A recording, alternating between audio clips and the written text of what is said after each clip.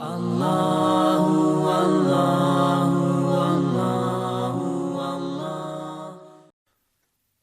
الانبیاء کا آغاز ہے۔ سورہ انبیاء مکی سورت ہے۔ ہجرت سے پہلے اس کا نزول ہوا۔ قرآن پاک کی ترتیب کے اعتبار سے اس کا نمبر 21 ہے۔ قرآن پاک کے نازل ہونے کے اعتبار سے اس کا نمبر 73 ہے۔ اس میں 112 آیات ہیں اور 7 رکوع ہیں۔ 1186 کلمات ہیں۔ 4890 حروف ہیں۔ انبیاء یہ نبی کی جمع ہے۔ اس سورہ مبارکہ میں کئی انبیاء کا ذکر ہے، اسی مناسبت سے اس کا نام سورۃ الانبیاء ہے۔ بسم اللہ الرحمن الرحیم، اللہ کے نام سے شروع جو نہایت مہربان رحم والا۔ سورہ انبیاء کا بھی آغاز ہے اور 17ویں پارے کا بھی آغاز ہے۔ اقترب للناس حسابهم وهم فی غفلۃ معرضون، لوگوں کا حساب نزدیک اور وہ غفلت میں منہ پھیرے ہیں، یعنی لوگوں کے لیے حساب بہت قریب آ چکا ہے، اس کے باوجود وہ لوگ غفلت میں ہیں اور حق سے منہ پھیرے ہوئے ہیں۔ حساب اعمال کا وقت، قیامت کا دن قریب آ گیا اور لوگ ابھی تک غفلت میں ہیں۔ یہ آیت ان لوگوں کے بارے میں نازل ہوئی جو قیامت کے دن کو نہیں مانتے اور قیامت کے دن اٹھنے کو نہیں مانتے۔ قیامت کے دن کو گزرے ہوئے زمانے کے اعتبار سے قریب فرمایا گیا، کیونکہ جتنے دن گزرتے جاتے ہیں آنے والا دن قریب ہوتا جاتا ہے۔ ما یأتیہم من ذکر من ربہم محدث، جب ان کے رب کے پاس سے انہیں کوئی نئی نصیحت آتی ہے، الا استمعوہ وہم یلعبون، تو اسے نہیں سنتے مگر کھیلتے ہوئے۔ نہ اس نصیحت سے نصیحت پذیر ہوتے ہیں، نصیحت کو قبول نہیں کرتے، اس نصیحت سے عبرت حاصل نہیں کرتے، اور نہ آنے والے وقت کے لیے کچھ تیاری کرتے ہیں۔ نصیحت سنتے ہیں غفلت کے ساتھ کھیلتے ہوئے۔ لاہیتاً قلوبہم، ان کے دل کھیل میں پڑے ہیں، یعنی اللہ کی یاد سے غافل ہیں۔ وَأَسَرُّ النَّجْوَى الَّذِينَ ظَلَمُوا، اور ظالموں نے آپس میں خفیہ مشورہ کیا اور اس کو چھپانے میں انہوں نے بہت زیادہ مبالغہ کیا، مگر اللہ تعالیٰ نے ان کا راز کھول دیا، فاش کر دیا اور بیان فرما دیا کہ وہ نبی اکرم صلی اللہ علیہ وآلہ وسلم کے متعلق ایسی باتیں کہتے ہیں۔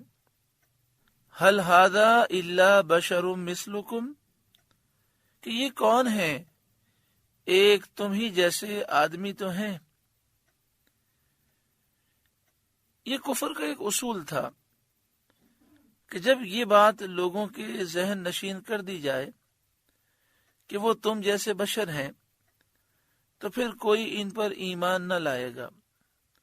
حضور صلی اللہ علیہ وآلہ وسلم کے زمانے کے کفار نے یہ بات کہی اور اس کو چھپایا، لیکن آج کل کے بعض بے باک یہ بات اعلان کے ساتھ کہتے ہیں اور شرماتے نہیں ہیں۔ کفار یہ بات کہتے وقت جانتے تھے کہ ان کی بات کسی کے دل میں جمے گی نہیں، کسی کا دل اس بات کو تسلیم نہیں کرے گا، کیونکہ لوگ رات دن نبی اکرم صلی اللہ علیہ وآلہ وسلم کے معجزات دیکھتے ہیں، تو وہ کس طرح اس بات پر یقین کر سکیں گے کہ نبی اکرم صلی اللہ علیہ وآلہ وسلم ہماری طرح بشر ہیں۔ اس لیے انہوں نے معجزات کو جادو بتا دیا، اور کہا افتأتون السحر وانتم تبصرون، کیا جادو کے پاس جاتے ہو دیکھ بھال کر، یعنی دیکھ رہے ہو کہ یہ جادو ہے، پھر بھی تم ان کے پاس جاتے ہو، یہ ان کے معجزات نہیں بلکہ یہ جادو ہیں۔ قال ربی، نبی نے فرمایا میرا رب یعلم القول فی السماء والارض، جانتا ہے آسمانوں اور زمین میں ہر بات کو، وہو السمیع العلیم، اور وہی ہے سنتا جانتا، وہی سننے والا جاننے والا ہے، اس سے کوئی چیز چھپ نہیں سکتی، چاہے کتنے ہی پردے اور راز میں رکھی گئی ہو۔ ان کا راز بھی اس میں ظاہر فرما دیا۔ اس کے بعد قرآن کریم سے انہیں سخت پریشانی اور حیرانی لاحق تھی کہ اس کا کس طرح انکار کریں۔ قرآن پاک وہ ایسا روشن معجزہ ہے جس نے تمام ملک کے مایہ ناز ماہروں کو، فصیح و بلیغ خطیبوں اور شاعروں کو عاجز اور حیران کر دیا ہے، اور یہ سارے مل کر قرآن پاک جیسی ایک آیت بنانے پر قادر نہیں ہیں۔ اس پریشانی میں انہوں نے قرآن کریم کی نسبت مختلف قسم کی باتیں کہیں، جن کا بیان اگلی آیت میں ہے۔ بل قالوا اضغاث احلام، بلکہ بولے پریشان خوابیں ہیں۔ ان کو نبی کریم صلی اللہ علیہ وآلہ وسلم وحی الہی سمجھ گئے ہیں۔ ان کافروں نے کہا کہ یہ انہیں خواب آتے ہیں پریشان قسم کے، اور نعوذ باللہ من ذالک، نبی اکرم صلی اللہ علیہ وآلہ وسلم اسے اللہ کی طرف سے وحی سمجھتے ہیں۔ کفار نے یہ کہہ کر سوچا کہ یہ بات چسپاں نہیں ہو سکے گی اور لوگوں کے دل اس بات کو قبول نہیں کریں گے، تو اب اس کو چھوڑ کر کہنے لگے بل افتراہ، بلکہ ان کی گھڑت ہے، یعنی انہوں نے خود ہی یہ کلام بنا لیا ہے۔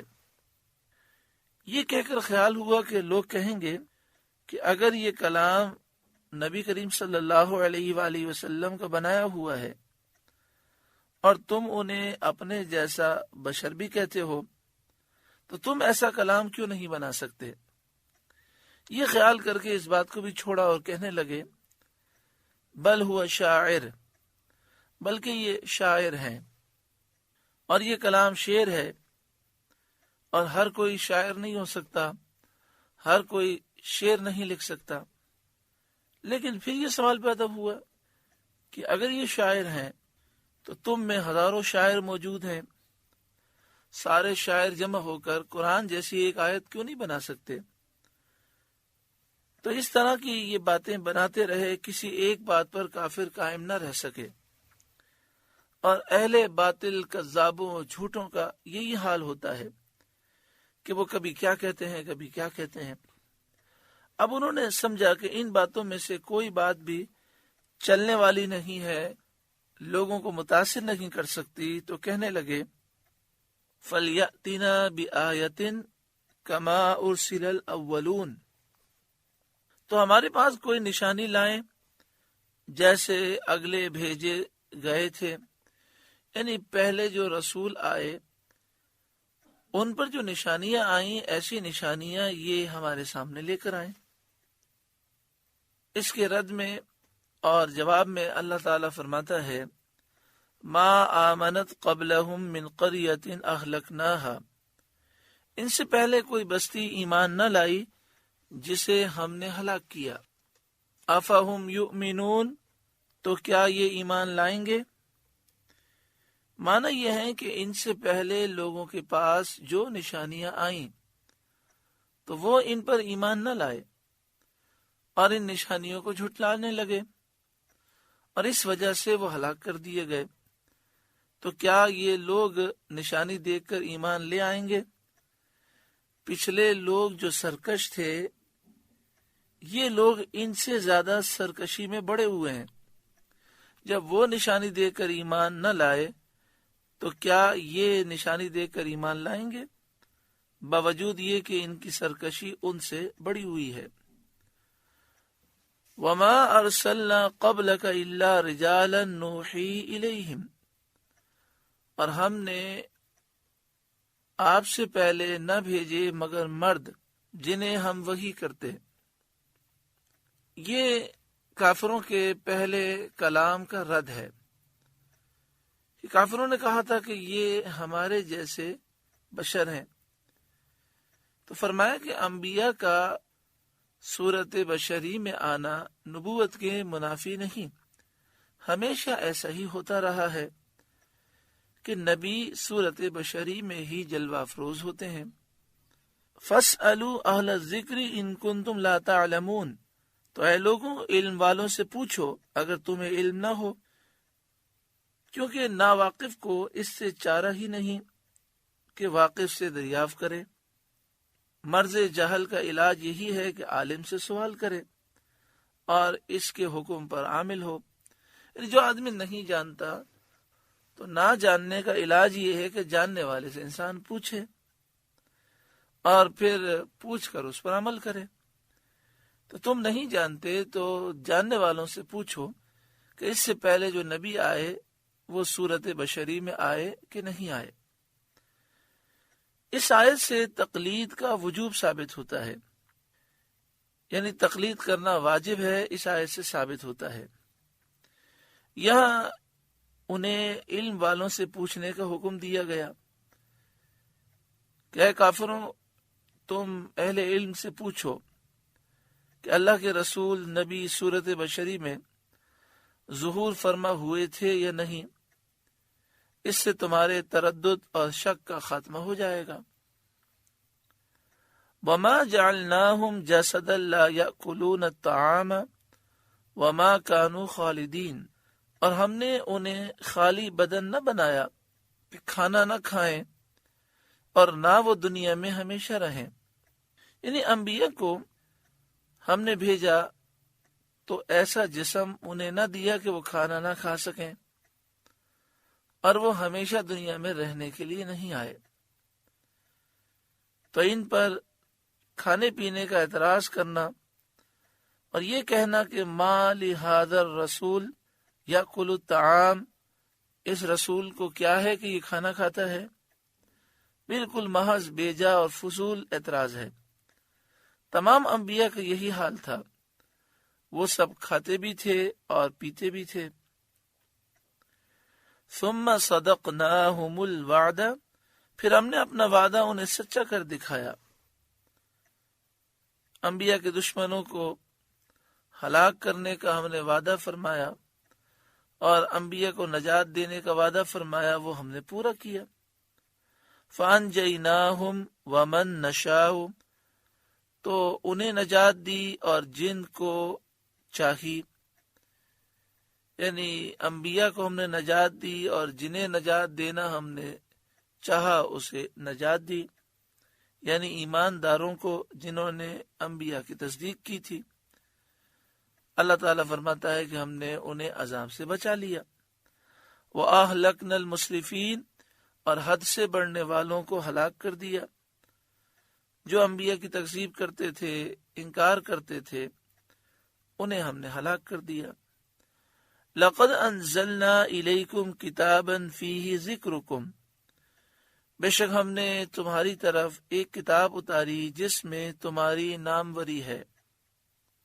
اے کفار قریش، ہم نے تمہاری طرف ایک کتاب اتاری، قرآن مجید فرقان حمید، اس میں تمہارا ذکر ہے، تمہاری ناموری ہے، یعنی اگر تم اس پر عمل کرو گے تو اللہ تبارک و تعالیٰ تمہیں عزت عطا فرمائے گا۔ یا یہ معنی ہے کہ وہ کتاب تمہاری زبان میں ہے، فیہ ذکرکم، اس میں تمہارا ذکر ہے، یعنی یہ کتاب عربی میں نازل ہوئی۔